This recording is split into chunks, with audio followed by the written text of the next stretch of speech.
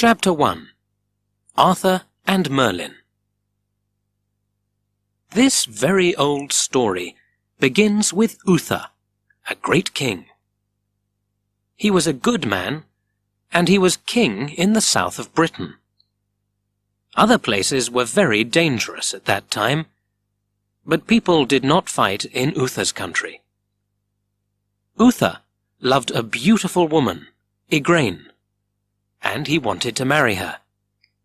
But she did not love him, and he was very sad about that. Merlin was a very clever man, and he knew a lot of magic. He could change into an animal or bird.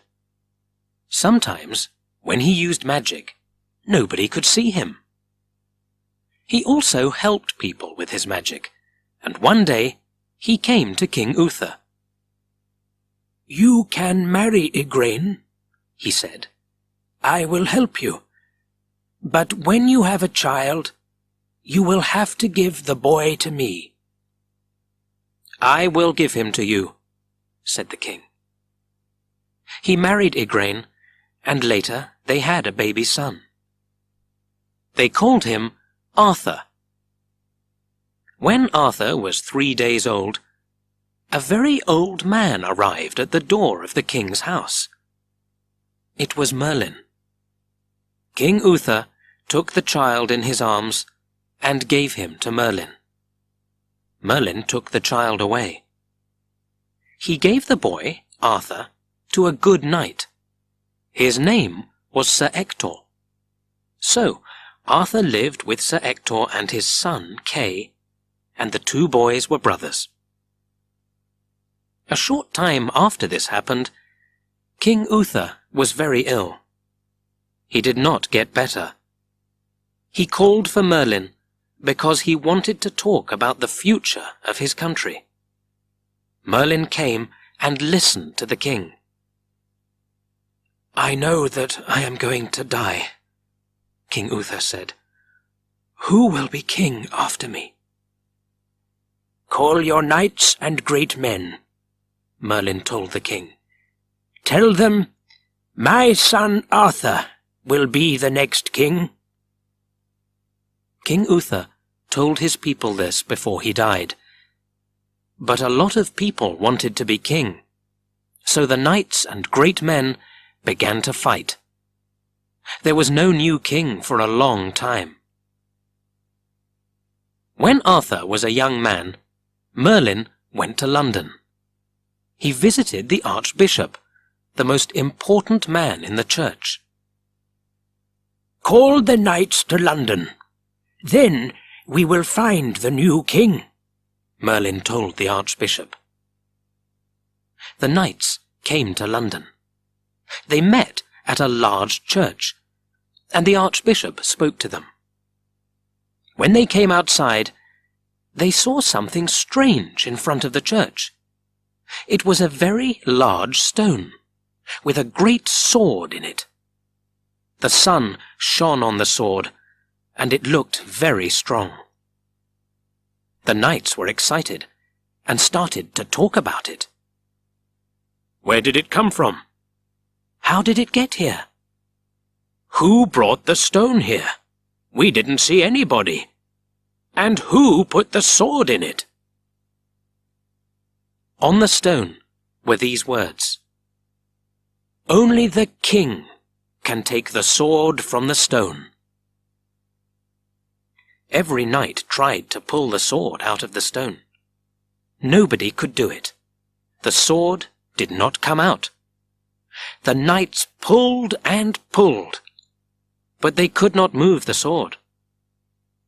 "Our king is not here," said the Archbishop, "but I know that we will find him." 10 knights stayed and watched the stone. The Archbishop invited all the great men in the country to London for a big fight. There were many big fights at that time. People fought on horses with swords in their hands. The strongest and best knight always won. "Perhaps the new king will come to the fight," thought the archbishop.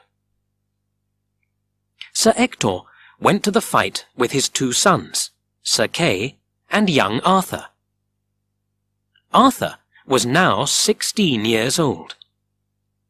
The young men wanted to fight with the other knights, but Sir Kay did not have a sword. Arthur was a kind young man. He wanted to help. "There is a sword in a stone outside a church. I saw it on the way here.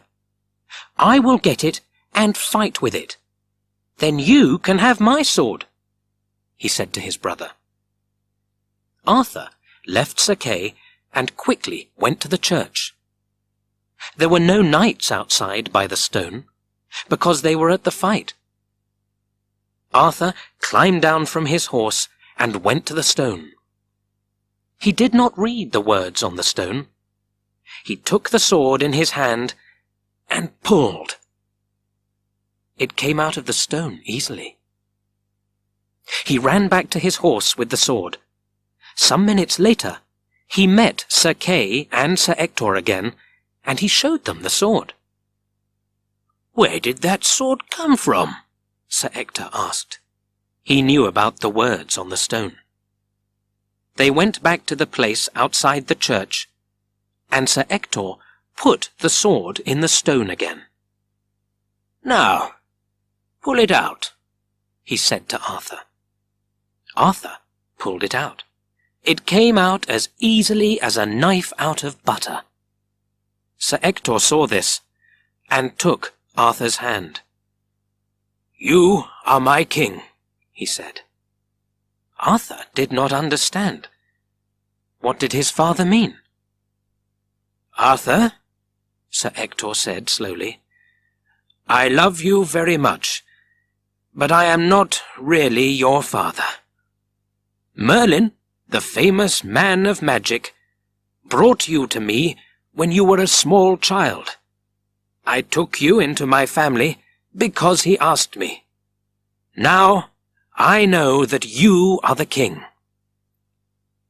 "I will try to be a good king," said Arthur, "and I will listen to your words, because you are my father. Sir Kay, my brother, you will be an important knight and a friend to me." Then they went to the archbishop and told him everything. The knights were angry. They did not think that Arthur was really the king. So the archbishop called all the knights to the stone. Arthur put the sword back into the stone.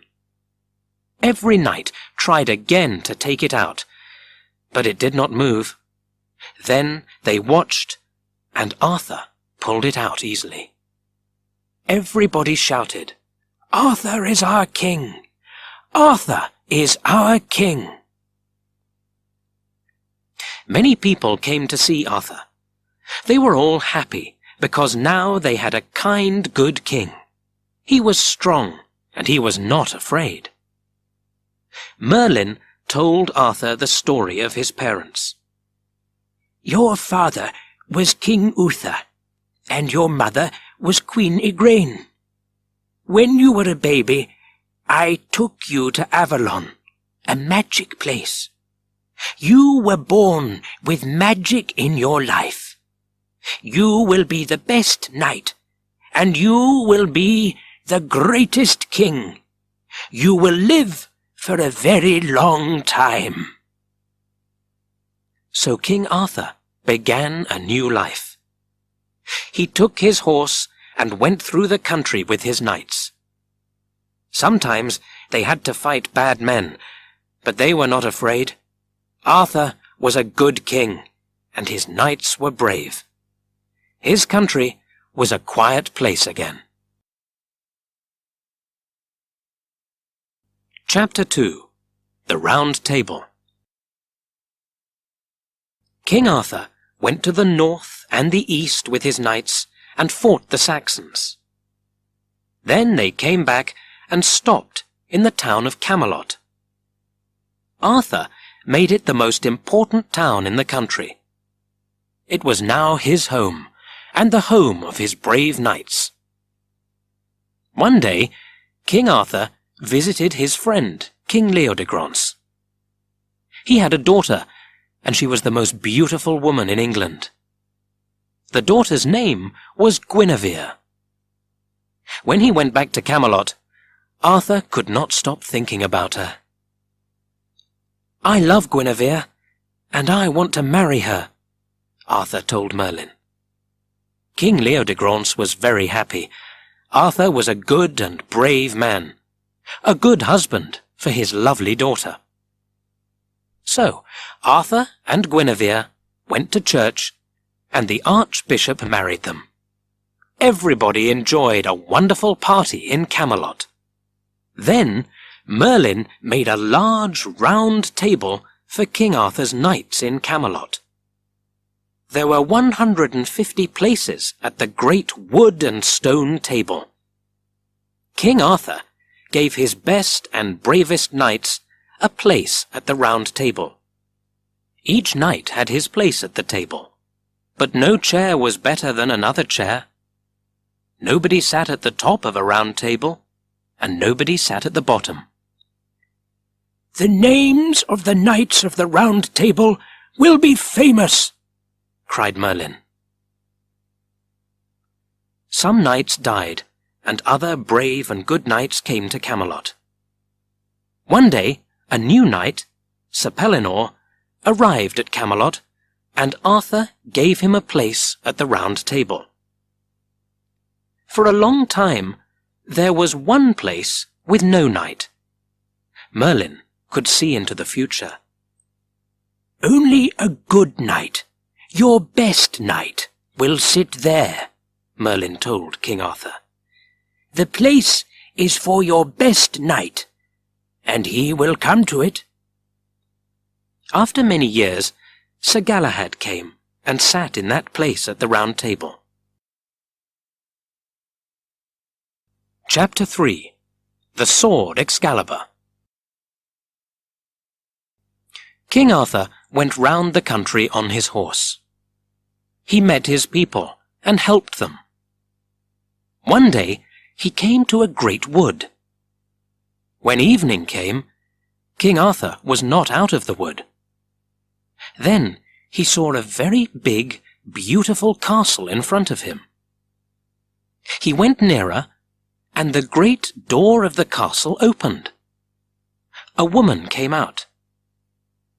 "King Arthur," she said, "I am Queen Anor. Stay in my castle. It is getting dark. I will give you food and a bed for the night."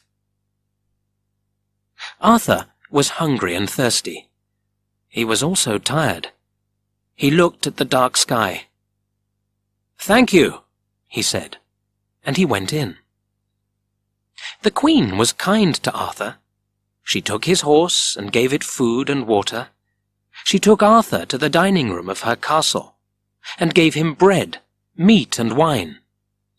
Then one of Queen Anor's men took the king to his bedroom, and Arthur went to sleep. The next morning, after breakfast, Queen Anor wanted to see Arthur. "I would like to show you my castle and the beautiful things in it," she said. "I am the richest person in the world. Look, everything here is mine."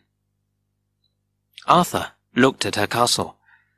They went from room to room, and each room was richer than the room before that. There were beautiful things everywhere. Queen Anor knew a lot of magic, so she could make beautiful things. Then they came out onto the top of the castle. "Look at those beautiful trees and gardens," said the queen. "And look at those woods. They are mine too. This is my country. And can you see that great wall round the castle? Stay with me and be king here. You cannot leave. The door of the castle is shut, and that great wall will stop you. My men are ready.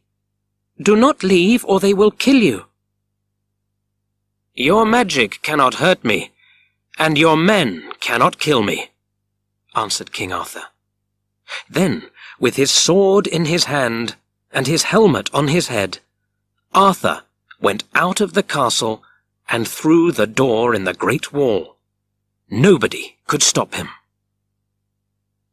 Queen Anur sent one of her men to Sir Pellinore. He lived near her castle, and he had a place at King Arthur's round table.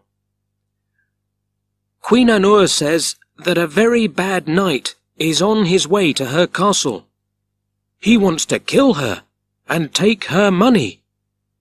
He is very near here, and he will go past your house.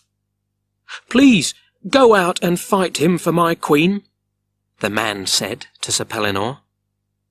So Pellinore sat on his horse and waited. He did not know that King Arthur was the very bad knight. Arthur met Pellinore on the road. "Sir, knight," cried Arthur, "why are you waiting here? Do you want to fight me?" "Yes," shouted Sir Pellinore, and he took his sword in his hand. Pellinore hit the king with his sword, and Arthur fell from his horse. He stood up. He was very angry, and pulled out his sword. They had a long fight, and then the king's sword broke. "Ha!" cried Sir Pellinore. "That is the end of the fight. I can kill you now." Arthur threw down his sword. He ran at Sir Pellinore and threw him onto the ground. The two men were very tired, but they fought for a little longer. Then Arthur put his foot on Pellinore's head. Arthur took the helmet from his head so Pellinore could see his face. "Shall I kill you?" Arthur said. Pellinore looked up and saw Arthur's face. "My king!" he cried. "I did not know it was you. Queen Anur wanted me to fight a bad knight on this road." "I am not that bad knight, but I know you did not want to kill your king," said King Arthur. Then the two men were friends again. Sir Pellinore hurt King Arthur in the fight, so Merlin visited Arthur. In 3 days, Arthur was well again. "My sword broke in the fight," Arthur told Merlin. "That sword was not important," said Merlin. "Come with me, and you will find the best sword in the world. It is a magic sword from Avalon, the place of magic." The king went with Merlin through a dark wood. The trees shut out the light from the sun, and Arthur could not see the sky. After a long time, they came to an open place in the mountains. There were no trees, but Arthur saw a strange lake. The water was very blue, and there were flowers next to it. "Now, go to the lake," Merlin told Arthur. So Arthur left his horse with Merlin and walked down to the magic lake. He looked across the quiet blue water, and there, in the center of the lake, he suddenly saw an arm with a beautiful sword in its hand. "Go and take it," said Merlin. "It is the sword Excalibur. The Lady of the Lake made it for you. She lives in her home in the water of the lake." A lovely young woman walked across the water and stood on the ground next to King Arthur. "I am the Lady of the Lake. Your sword, Excalibur, is waiting for you." There was a boat on the water. King Arthur got into it and went to the middle of the lake. He took the sword, and the arm went into the water. When Arthur came back to Merlin, the Lady of the Lake was not there. The sword was inside a scabbard. It was a very beautiful thing. "That is a magic scabbard," said Merlin. "No man can kill a person with that scabbard. Have it with you always, because an evil woman will try to take the scabbard and the sword away from you." King Arthur and Merlin went home again. Arthur's knights listened happily to the stories of his journey. Chapter 4. Morgan le Fay. Morgan le Fay was a queen, with a castle in the country of Gorres. She was a very bad woman. She could do magic, but she only used her magic for bad things. King Arthur did not know that Morgan le Fay hated him. She wanted King Arthur to die. "She is a kind friend," thought King Arthur. He did not know about her evil plans. One day he went out on his horse to the woods. He wanted to catch animals, so he did not take his sword. He left Excalibur with Queen Morgan le Fay at her castle.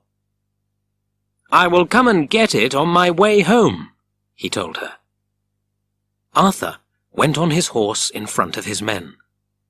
He went a long way into the dark woods, and then he could not find the way out again. When night came, he could not see his men anywhere. Arthur came to a lake. Then he saw a small light on the lake, and he moved nearer and nearer to it. The light was in a beautiful ship. "I will go on to the ship," thought Arthur. When he was inside, he saw food and drink on the table, and a bed, but he could not see anybody there. It was late, and King Arthur was tired. "I will stay here tonight," he thought. "In the morning, I will find my way out of the woods. Then I will get Excalibur and go home." So he ate a good dinner on the ship, and then he went to sleep.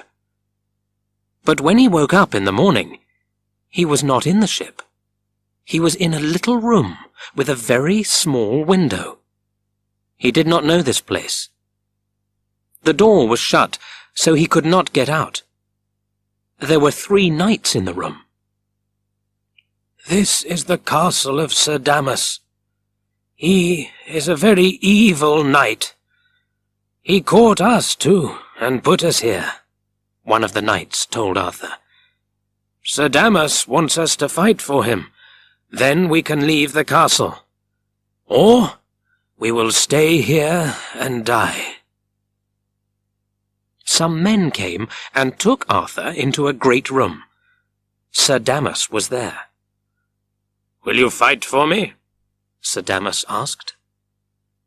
"That is a difficult question, Sir Damas," answered King Arthur. "I will fight for you, but when I win, I want those 3 knights. Then we will all leave your castle." "Yes," answered Sir Damas. "Fight for me, and you can take the 3 knights with you." "I will have to have a horse and a sword," King Arthur said. Then a man came into the room. He brought a sword and gave it to Arthur. "This sword is from Queen Morgan le Fay. It is for you, King Arthur. You left it with her, and she heard about your fight today. She wants you to have Excalibur," said the man. King Arthur looked at the sword. "Yes, this is Excalibur," he thought happily. No man could kill him when he had the magic scabbard. Sir Damas gave him food and drink, and he got ready for the fight. When Arthur was ready, he went outside. He saw another knight there, but he did not know him. He could not see the knight's face behind his helmet. Who is this knight? Which castle does he come from? Which king sent him? Thought Arthur. The other knight also did not know King Arthur under his helmet. The fight began. King Arthur was not happy. He could not hurt the other knight with his sword, because the sword was not Excalibur. It was a sword from Morgan Le Fay's magic. It looked the same as Excalibur, but it was different. When the other knight hit Arthur with his sword, it hurt him. Arthur felt very weak. "His sword is very strong," thought Arthur. King Arthur was very brave, and he did not stop fighting. Many people came and watched the fight. But then Arthur's sword broke. He fell onto the ground. "Sir," the other knight cried, "say that I am the winner. Then I will not kill you." "No," cried Arthur. "I will fight and fight." King Arthur took the end of his sword. He hit the knight on the head as hard as he could with it. The knight fell back and hit the ground. His sword fell from his hand, and Arthur quickly took it. When he felt the sword in his hand, he knew. It was Excalibur.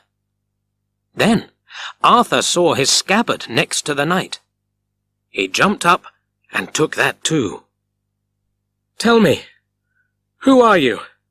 What is your name?" asked Arthur. The knight stood up and answered, "I am Sir Accolon, Knight of the Round Table. I am one of King Arthur's knights." "Tell me, why did you fight me, your king?" "Sir, I did not know you. I came here because Queen Morgan Le Fay sent me.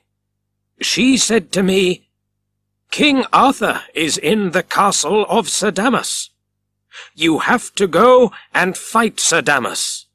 Then he will not kill your king.' Now I know that you are not Sir Damas.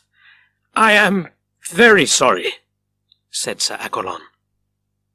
"And who gave you that sword?" asked Arthur. "Queen Morgan Le Fay gave it to me.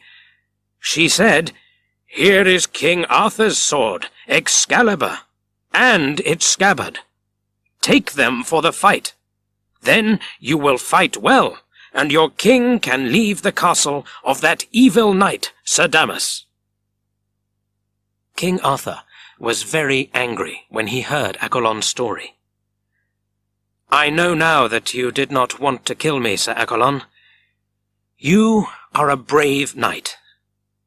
Now I understand Morgan Le Fay's evil plan. I had a conversation with Merlin, the man of good magic. I have to be careful with my sword and scabbard, he said, but I did not listen."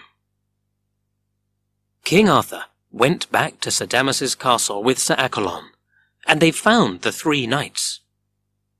There was a great fight with Sir Damas, and King Arthur won with Excalibur.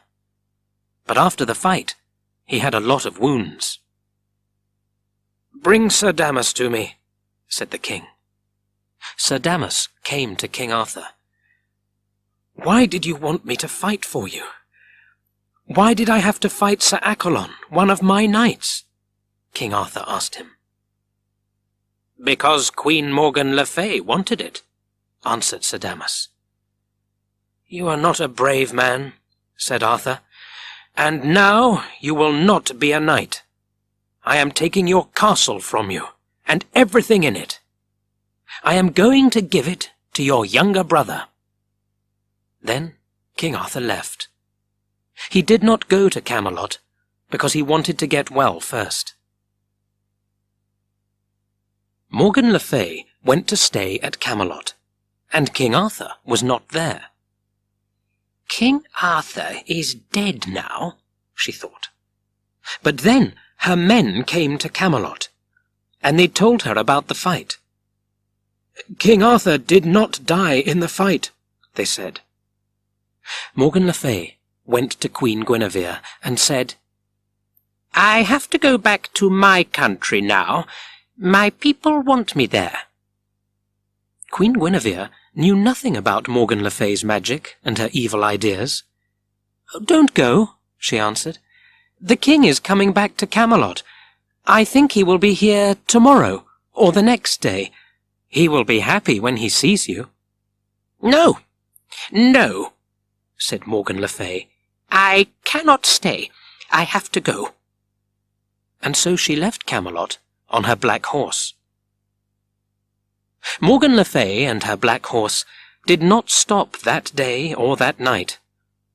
When she met people on her journey, she asked them, "Where is King Arthur? Tell me, where is the king?" After a long time, she heard about him. "The king is ill," a man told her. "He fought a knight at Sir Damas's castle. The knight wounded King Arthur, so he cannot go back to Camelot. He is staying with the nuns. They are good women, and he will get better there with their help." The nuns worked for the church and helped people. They were very kind and lived in a large, quiet house. People could stay there when they wanted their help. Morgan Le Fay said thank you to the man and went to visit the nuns. "I am on a long journey, and I am hungry and thirsty," she said. "Please, can I eat something?" The nuns brought food and drink and gave it to Morgan Le Fay. "Is there another visitor here?" she asked. "Yes," the nun said. "King Arthur is here. A knight's sword wounded him in a fight. He will leave when his wounds are better. He is sleeping. You can speak to him when he wakes up." "Oh, the king!" Morgan Le Fay cried. "I cannot wait because I have to go home, but please, can I look at him? I love our king, and I would like to see him." "We cannot wake up the king. He is in his bed and he is ill," said one of the nuns.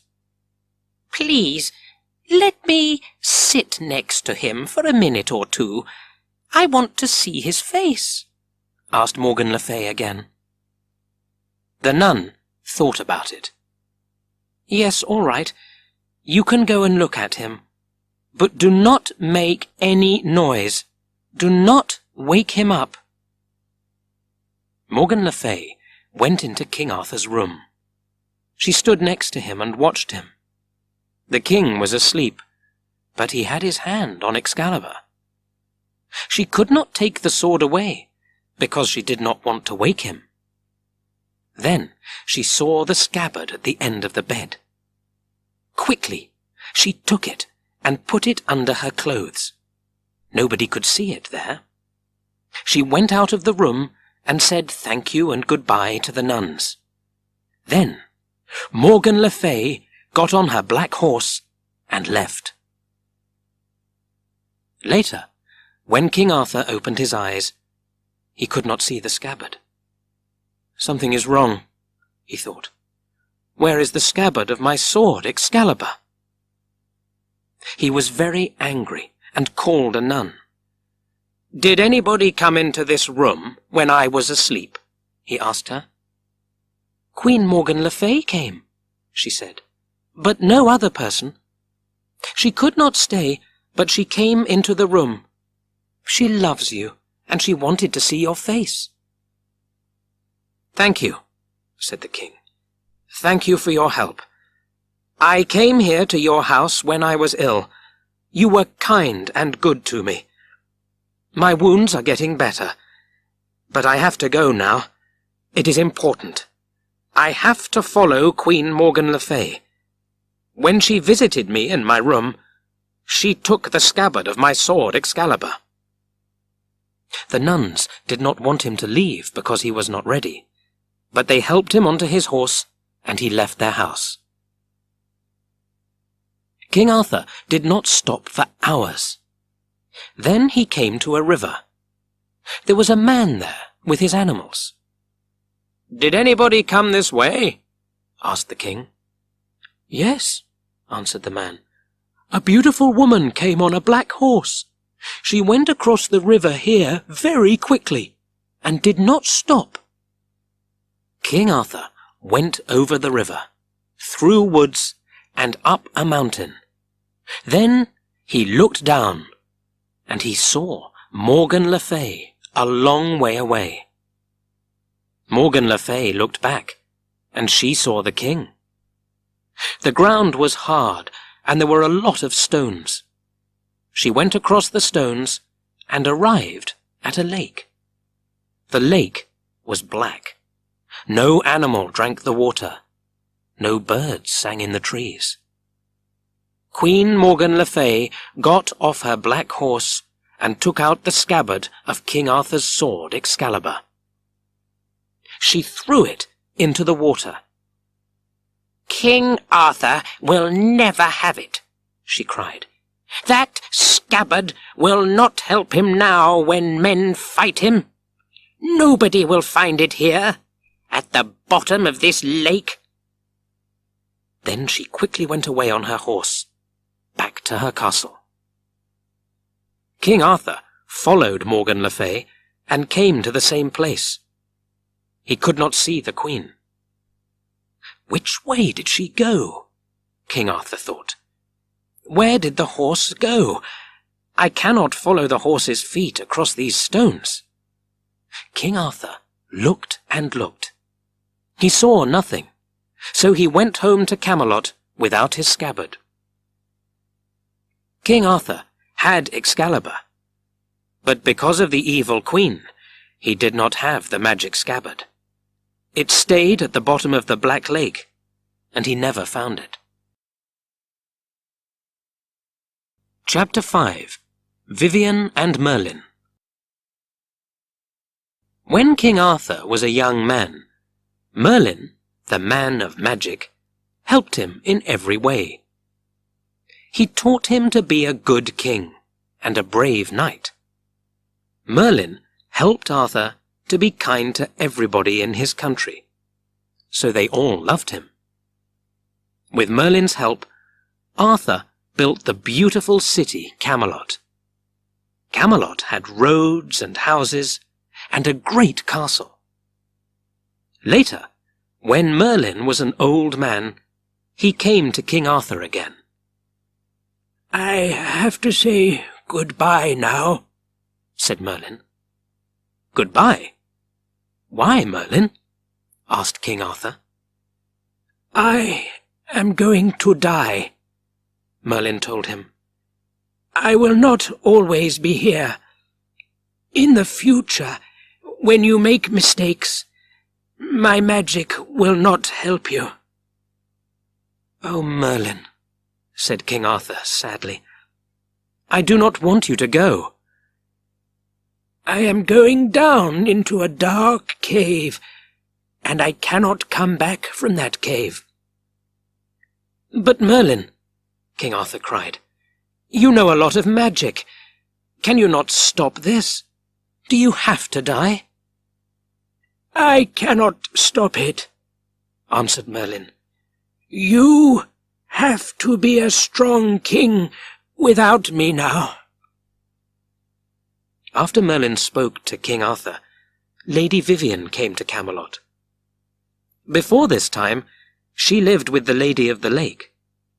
The Lady of the Lake made Excalibur, and she knew a lot of magic. Vivien learned magic from the Lady of the Lake.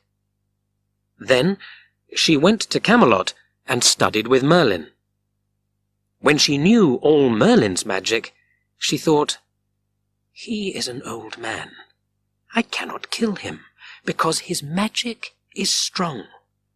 But I can send him away somewhere so he cannot come back. Then I will have the greatest and strongest magic in the world." Vivien went on a long journey with Merlin to another country.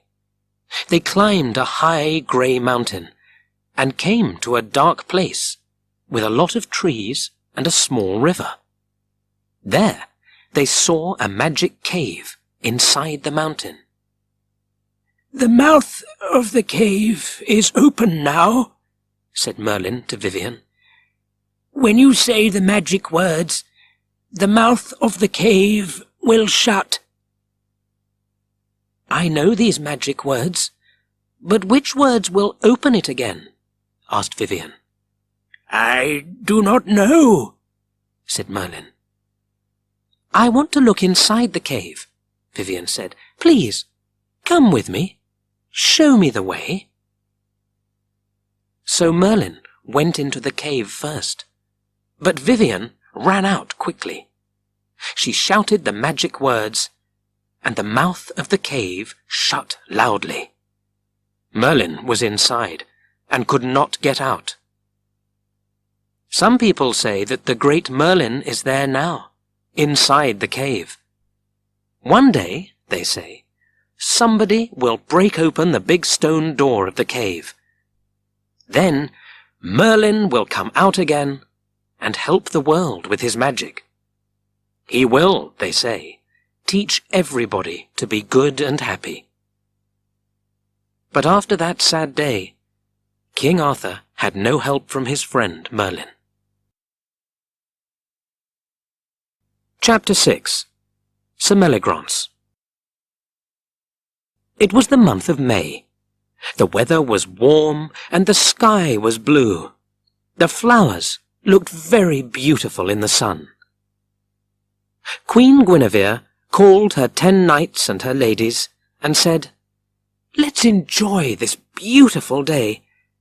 We can look for some lovely spring flowers. Let's take some food and drink and have a party in the wood." So Guinevere left the castle with her knights and her ladies. Some boys from the castle went with them and carried their things. All day they enjoyed the sun. In the afternoon, they sat under the tall green trees. They ate and they talked. Then evening came. "Now let's go home," the queen said. "King Arthur is waiting for us at Camelot." They were all ready when suddenly 20 men with swords and helmets jumped out from the trees. "Stand there and do not move," one of the men shouted, "or we will kill you all." It was Sir Meliagrance with his men. He loved Queen Guinevere, and he wanted to take her to his castle. "I love you," he said, "and you are here without the king." "Sir Meliagrance," cried the queen, "King Arthur made you a knight of the Round Table. A knight has to be a good man.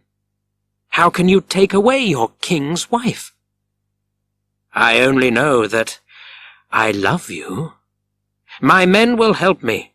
They will fight your knights," answered Sir Meliagrance.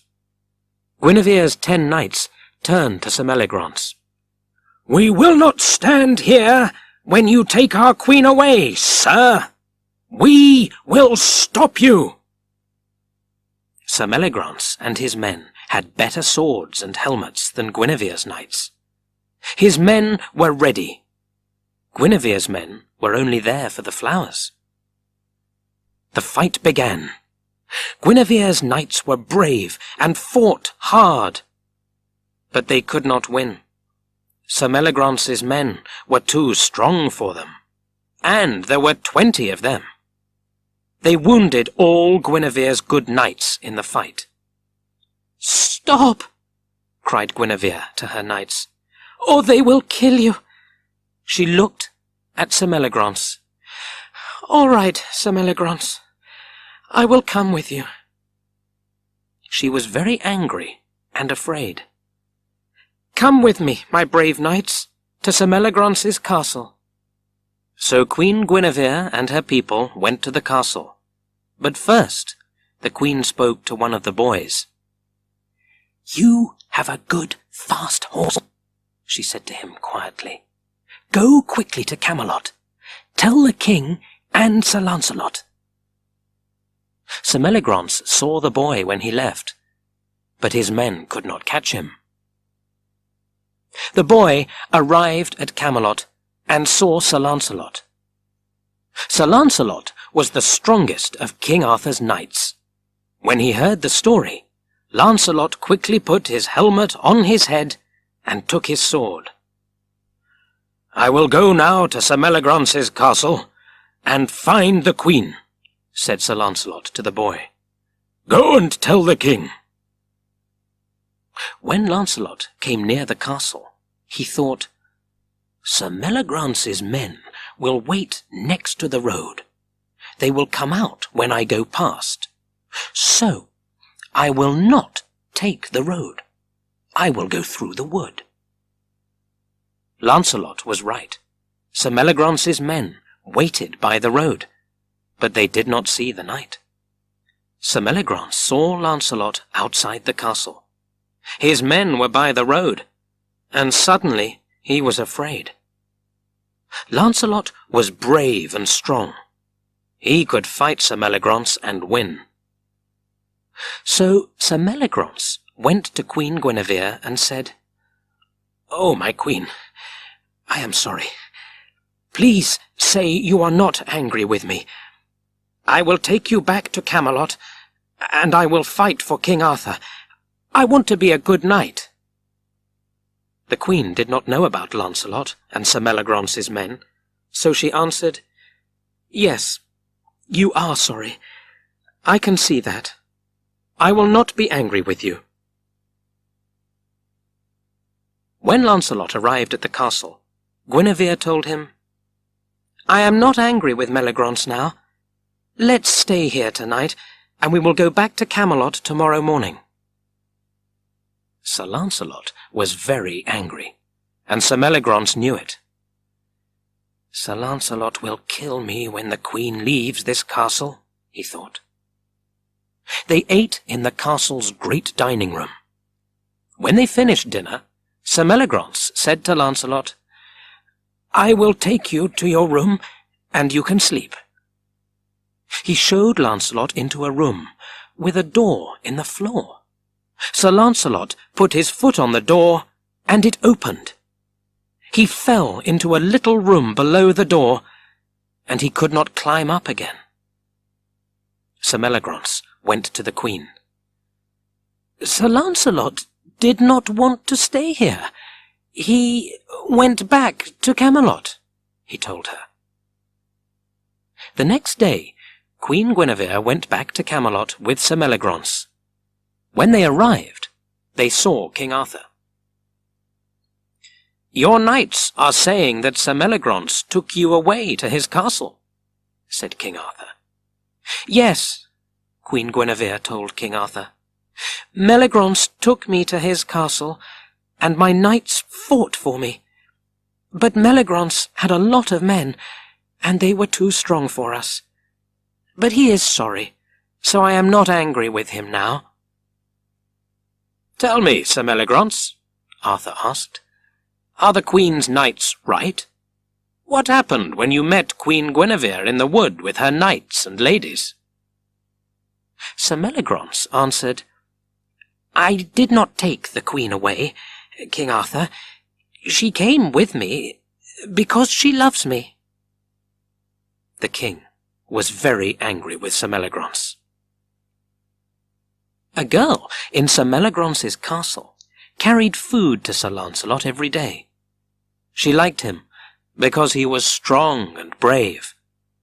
So when Sir Meliagrance took Guinevere to Camelot, the girl opened the door in the floor.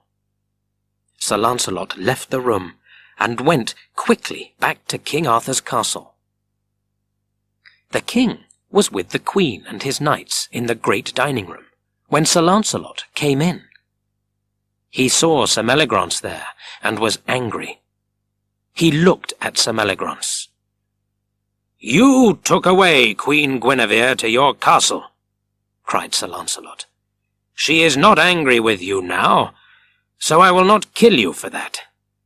But now you say that she loves you. For this I will kill you. I am the strongest of King Arthur's knights, so I will fight you without a helmet. But I will win." Sir Meliagrance quickly moved closer to Sir Lancelot. He hit the other knight's head with his sword, because he had no helmet. But Lancelot jumped away and cut Sir Meliagrance's helmet in two, and Sir Meliagrance fell to the ground, dead. Chapter 7. Sir Tristram. One day the King of Lyonesse went into the woods because he wanted to catch animals. He made a long journey, and at the end of the day he could not find the road home. His queen waited in their castle, but he did not come back. "Where is the king?" she thought. "He knows that I am going to have a child." So the queen went out into the woods and looked for the king.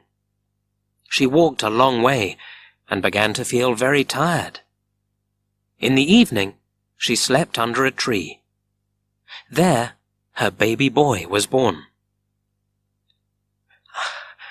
"I am going to die," she thought. "I am very ill." She took the baby in her arms. "Oh, my little son," cried the queen, "I will give you the name Tristram. It means sad, and I am sad. I know I am not going to live, but you, my dear child, will be a brave knight when you are a man." The king found a way back to his castle, but the queen was not there. His men went into the woods and looked for her. They found the queen and the child under a tree and took them back to the castle. The queen told the king the baby's name, and then she died. For many days the king did not speak or eat. "He will die too," people said, "and the little boy Tristram will be our king." But after a long time, the king began to enjoy life again. 7 years later, the King of Lyonesse married again, and the new queen had a son. She loved her son very much, but she did not like Tristram, the son of her husband's first wife. One day, the queen thought of a plan. She made a drink for Tristram and put some poison in it. "He will think it is wine," she thought, "but when he drinks it, he will die." She put the glass on the table, ready for Tristram. "Everything is ready," she thought. "Good." But the queen's son came into the room before Tristram. He was very thirsty, and he drank from the glass. Then he fell on the floor and died. The queen tried to kill Tristram a second time. Again, she put some poison into his drink. She put the glass on the table, and again waited for Tristram. This time, the king came into the room. He put his hand out to the glass of wine, but the queen cried, "Do not drink it!" The king suddenly remembered his second son. There was poison in his drink. Then he understood the queen's evil plan. "You wanted to kill Tristram, but your son drank the poison. So you tried to kill Tristram again, but I nearly drank it." The king was very angry. "Make a fire! Take the queen and put her in it!" he shouted to his men. But when the fire was ready, Tristram came to his father. He fell down at his father's feet. "Father, do not do this. Take your wife back. Love her, and she will love you. She hates me, so send me away. Then you will be happy again." So Tristram went to live with his father's brother, Mark. Mark was king of Cornwall. He loved Tristram, and Tristram loved his uncle. He was happy there. When he arrived there, Tristram was a boy. Some years later, he was a strong, brave man. The King of Ireland also had a son, Sir Marhaus. Nobody could fight him and win. One day, Sir Marhaus came across the sea to King Mark's castle. "I am the best and strongest knight in Ireland. Send a knight to me, and I will fight him. Then you will see." Not one of King Mark's knights wanted to fight Sir Marhaus. Then Tristram went to his uncle and said, "I am not a boy now. I am a man. Make me a knight and send me. I can fight Sir Marhaus and win." King Mark thought for a long time. "I do not want to send you, but the other knights will not fight him," he said. So the king made his brother's son Tristram a knight, and Tristram got ready for the fight. Many people came and watched the two men. They fought with their swords all day. Sir Marhaus was strong, but he was older than Sir Tristram. He was not as quick on his feet. He could not hit Tristram. The sun was hot, and Sir Marhaus started to feel tired. Tristram's sword cut through Sir Marhaus's helmet and killed him. His men took the dead man away to his ship. Sir Marhaus also wounded Tristram badly in the fight, and the young man was very ill. There was poison in the wound. Nobody could make Sir Tristram's wound better. After some time, an old woman came and looked at it. She said, "Ah, the poison in this wound came from Ireland. Send your knight there, and somebody will make him better." So King Mark sent Sir Tristram in a ship to Ireland. Sir Tristram used another name, because he killed the son of the King of Ireland. On the ship, Sir Tristram looked out at the green sea-water. Birds flew in the sky. He took his harp and began to play a song. He played the harp very beautifully. When his ship came near Ireland, the king heard the sound of the music. He asked Tristram to his castle, because he wanted his daughter to play the harp. "Where did you get that wound?" the King of Ireland asked. "Some bad men fought me on my journey," said Tristram. He could not tell the king about his fight with Sir Marhaus. "I will ask my daughter, Iseult, to make your wound better. Then, will you teach her to play the harp?" "Yes, sir," said Tristram. The king told his daughter about his idea. "I will be a good student, father," said Iseult. She carefully cleaned the wound and stayed near Tristram's bed for many days and nights. Then, when he was well again, Tristram taught Iseult the harp. She enjoyed playing it and learned well. They were very happy. Tristram liked Iseult very much, and she liked him too. Iseult knew another knight. His name was Sir Palomides. He loved Iseult and wanted to marry her. He asked her again and again. She did not like him, but he did not listen to her. One day, there was a big fight between the great men and knights in the country. A lot of people watched these fights. The knights were on the horses, with swords in their hands. Sir Palomides wanted to fight. He had a black helmet and black clothes, and he sat on a black horse. Tristram had a white helmet, white clothes, and a white horse. The two knights began to fight. Sir Tristram moved quickly, and hit Sir Palomides with his sword. The Black Knight fell off his horse onto the ground. Then Tristram stood over him with his sword. "Leave here! Do not speak to Iseult again, or I will kill you!" he cried. After the fight, Sir Tristram went back to Cornwall. He told his uncle about Iseult. "So, Iseult is beautiful and kind. I can marry Iseult, and then the King of Ireland and I will be friends. It will be good for our two countries, King Mark said. Ask the King of Ireland for me. So Tristram went back to Ireland. King Mark wants to marry. Will you give him your lovely daughter Isolde? He is a good man, and he will love her, Tristram said to the King of Ireland. Yes, it will be a good thing for this country, and for Cornwall, answered the King of Ireland, and he sent Isolde to King Mark. Tristram took Isolde on his ship.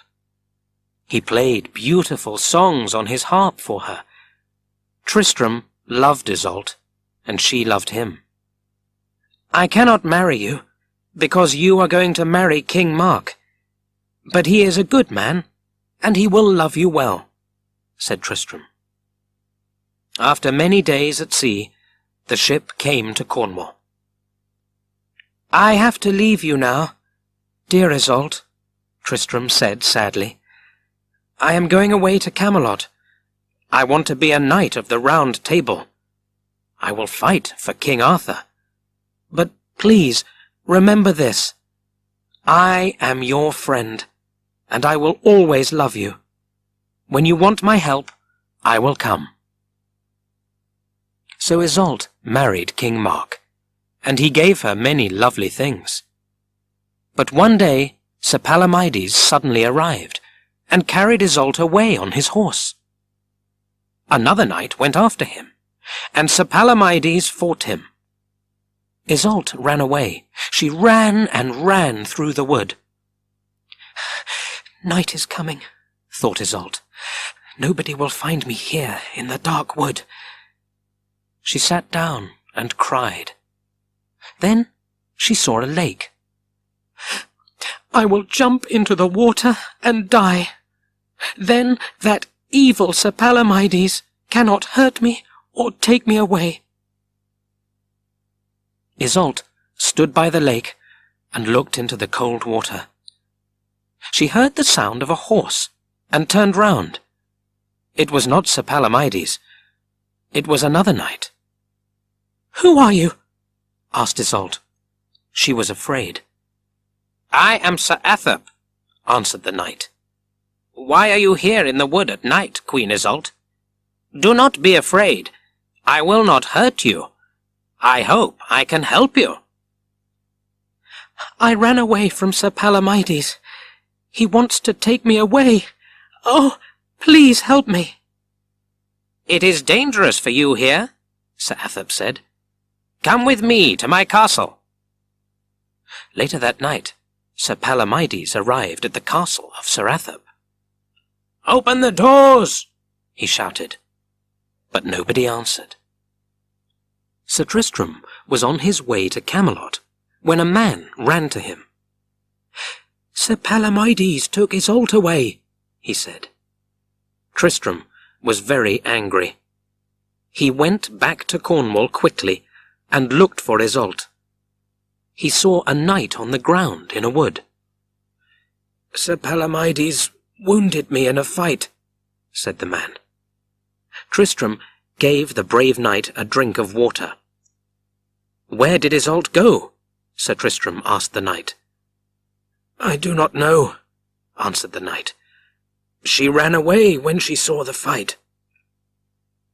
I have to find her, said Sir Tristram, and he jumped back on his horse. He came to a lake and looked at the ground. Isolde was here, he thought, and another person on a horse. I will follow them. After a short time he came to a castle. Outside the castle was Sir Palomides. Sir Palomides saw Sir Tristram and fought him. But Sir Tristram was stronger. Tristram threw Palomides off his horse, and the evil knight fell onto the ground. Sir Palomides stood up and pulled his sword out of its scabbard. Then Tristram got off his horse and took out his sword. The two men fought there in front of the castle. Isolde was inside the castle. She heard the noise of the fight and looked down from her window. "Tristram is here," she cried. "He will help me." She watched the fight. Palomides fell again, and Tristram stood over him with his sword. "No!" shouted Isolde loudly. "Do not kill him!" Sir Atheb's men opened the castle doors, and Isolde ran outside. "Please, do not kill him, kind Sir Tristram. He fought bravely. Send him to King Arthur, and he will learn to be a good knight. Then he can fight for the king." "I will do this for you," answered Tristram.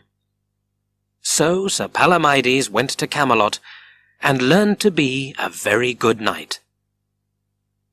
Sir Tristram took Isolde to King Mark, and he stayed in Cornwall with them. But the king began to be afraid of him. "Sir Tristram is young and brave," he thought. "He fought Sir Palomides for my Queen Isolde. Perhaps now she will love Tristram, and will not love me." One day, Tristram went with Isolde to the beach. King Mark followed them there, and watched them. Tristram played a beautiful song for Isolde on his harp. She listened with a smile on her face. Suddenly, King Mark came with his sword. "Why are you singing love songs to my wife?" he shouted. "I am going to kill you for this." Tristram had no sword, and could not stop King Mark. The king wounded Tristram very badly, and he fell at Isolde's feet and died. Day after day, Isolde sat and looked at the sea. She did not eat or drink. She did not speak to anybody again. She cried because Tristram was dead. Then she died too. When King Arthur heard the story of Tristram and Isolde, he was very sorry. Tristram was a brave knight of the Round Table. Arthur was very angry with King Mark, so he sent another knight to Cornwall. That knight killed him. Chapter 8. The Grail. King Arthur and his knights of the Round Table were in Camelot.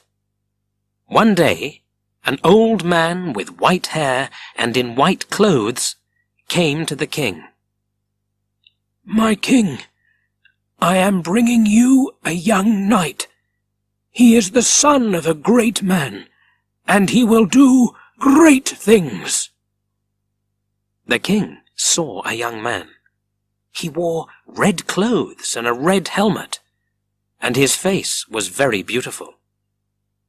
For a long time there was one place at the Round Table without a knight at it. Years before, Merlin said, "Only a good knight, your best knight, will sit there. The place is for your best knight, and he will come to it." This was the only place with no name on it. The old man took the young knight to that place at the Round Table. There was a name there for the first time. It said, in gold letters, Sir Galahad. "Sit here," said the old man. Then he left King Arthur and the knights of the Round Table, and nobody saw him again. "Who is this young man? Why is he sitting there? Why is he not afraid?" asked the king. "Does anybody know him?" "I know him," said Sir Launcelot. "When I was on a journey, a nun came outside with this young man. She brought him to me and said, 'His name is Galahad. He has to be a knight. It is very important.' Then she took him inside again." The other knights looked at Galahad, and they looked at Sir Launcelot. Their two faces were nearly the same. "Sir Launcelot, married when he was very young," remembered one of the knights. "This is Sir Launcelot's son." Sir Lancelot smiled at his son, but said nothing. King Arthur made Galahad a knight, and they all sat down at the round table. Suddenly they heard a loud noise. Then there was a great white light. They looked up and saw a gold cup above the table. What was it? Where did it come from? And then suddenly it was not there. Nobody spoke. Then Sir Galahad said, "That is the Grail, and it is in this country. I will go out and look for it. I will come back when I find it." "We will go with you," said Sir Lancelot, Sir Bors, and Sir Percivale. King Arthur was very sad. He looked round the round table at his knights. Then he spoke to them. "We were brothers, but this will be the end of our round table. You are leaving, and I will not see you again." The 4 knights got on their horses and left Camelot. For many years they looked for the Grail, but they found nothing. Other knights also left and looked for the Grail. Nobody found it, and some knights never came back to Camelot. The round table was different now, and King Arthur was very sad. After many years, Sir Galahad, Sir Percivale, and Sir Bors came to a place near the sea. They looked down and saw a ship. It was evening, but white light shone from the ship. "I know that we are going to find the Grail," said Sir Galahad. They went down to the sea and onto the ship. There, on a table, was the Grail. They were all very excited. "Look!" cried Sir Galahad. "Here is the Grail! Now we can end our journey." The knights were all very tired, and they fell asleep. The ship went out to sea. The next morning, when the knights woke up, they were near a great city. "We have to take the Grail into the city," said Sir Galahad. So they took the Grail and left the ship. There was no king in that country, because the dead king had no son. The great men sat in the castle and thought about the problem. When King Arthur's knights arrived at the castle with the Grail, everybody was excited. Then an old man came into the castle. He had white clothes and white hair. The knights knew him when they saw him.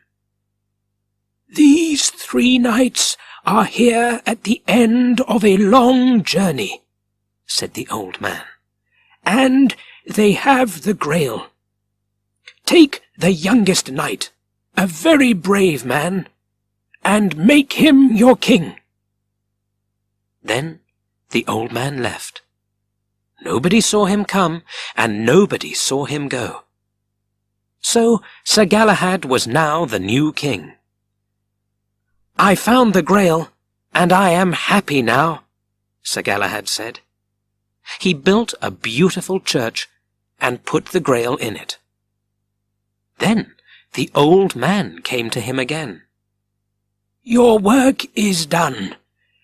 Now you are going to die," he said. Sir Galahad was not afraid. In the morning they found him dead in front of the Grail, and his face was very happy. Sir Bors went back to Camelot. "We found the Grail, and do not have to look for it now," he told King Arthur. Many other knights also came back and sat at the round table again. King Arthur was happy, but he was also sad. "I know that the end of the round table is coming. Many brave knights are dead, and no new knights will come and take their places," King Arthur said sadly. Chapter 9. King Arthur dies. One day, King Arthur and Sir Gawain, one of his best knights, went to France. Sir Lancelot was in France at the time, and King Arthur was angry with him. He wanted to fight him there. When Arthur was away, the evil knight, Sir Mordred, came to Camelot. He wanted to take Queen Guinevere away. "King Arthur is dead," he told the queen. "He died in France in a fight. I am now king, and you will be my queen." "I will die first," cried the queen. Guinevere ran away to a castle in London, and her knights went with her. Mordred came to London with his men, but the walls of the castle were very strong, and he could not get inside. Then one of Mordred's men came to him and said, "King Arthur is coming back to England with his men and a lot of ships." Mordred went to Dover with his men and waited for King Arthur. There was a great fight, but Sir Mordred's men could not win. They ran away. But one of Sir Mordred's men wounded Sir Gawain, and King Arthur found the brave knight on the ground. "I am dying. Give me a pen and paper. I want to write to Sir Lancelot." He wrote, "To Lancelot, I know that I am dying.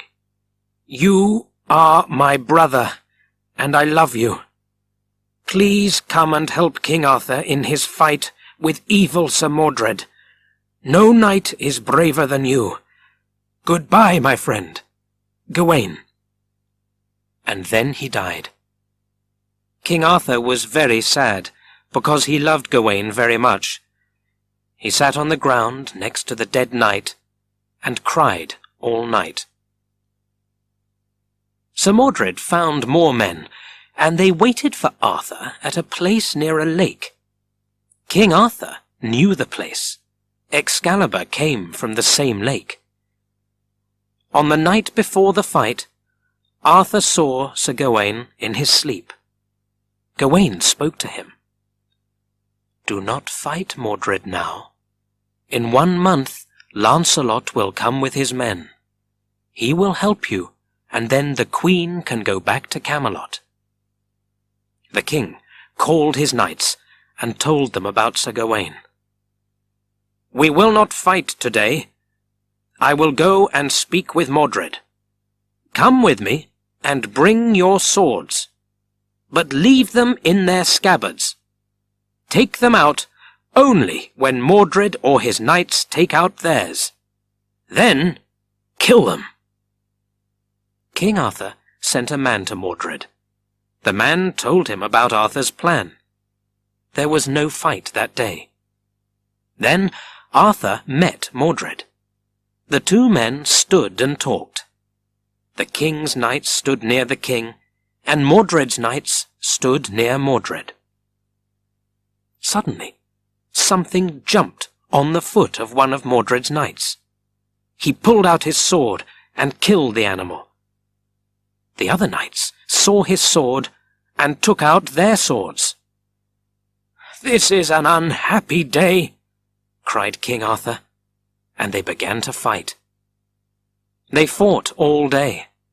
When evening came, King Arthur saw only 2 of his knights, Sir Lucan and Sir Bedivere. His other knights were dead.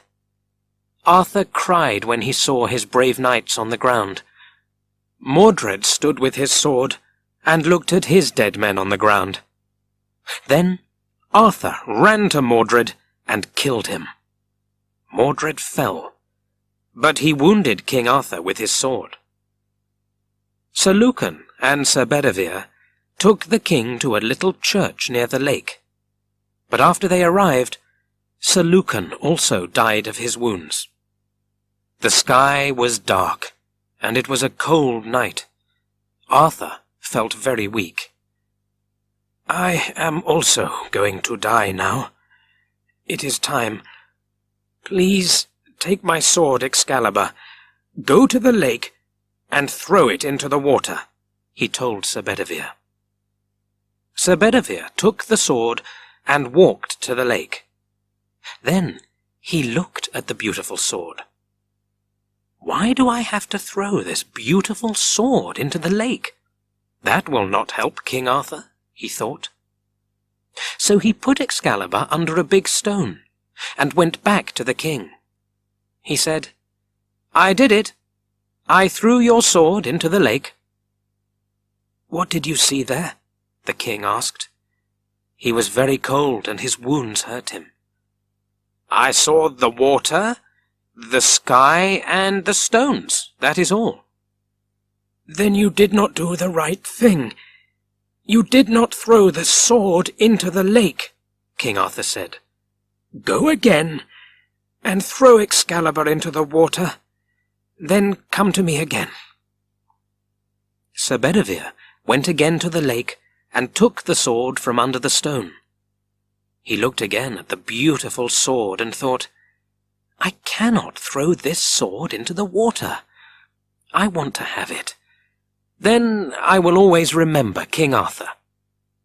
So again he put the sword under a stone, and again he went back to King Arthur.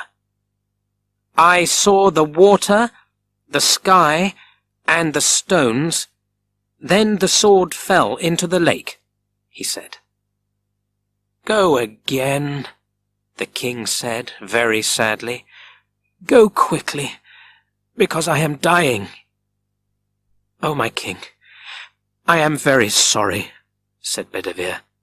"I will do it now." He went back to the lake very quickly and got Excalibur. This time he threw it hard over the water. An arm came up out of the water and caught the sword. Then the arm took it down into the lake. Sir Bedivere went back and told the king about the arm. "Now," said King Arthur, "take me to the lake, quickly." Sir Bedivere carried the king to the lake. There was a long black boat on the water, and some ladies in black dresses were in the boat. The Lady of the Lake and Queen Morgan le Fay were two of the ladies. He looked at their faces and thought, "I know these faces. I knew these ladies when they lived. Now they are dead, but I remember them. Please, put me on the boat now," said King Arthur. So Sir Bedivere put him on the boat, and the ladies stood round him. "I am leaving you now, and I want you to tell the story of King Arthur and the Knights of the Round Table. I will come again one day when my country asks for me," called King Arthur to Sir Bedivere from the boat. Those were the king's last words. The boat went out across the water. Sir Bedivere stood and cried. And that is the end of the story of King Arthur and his brave Knights of the Round Table.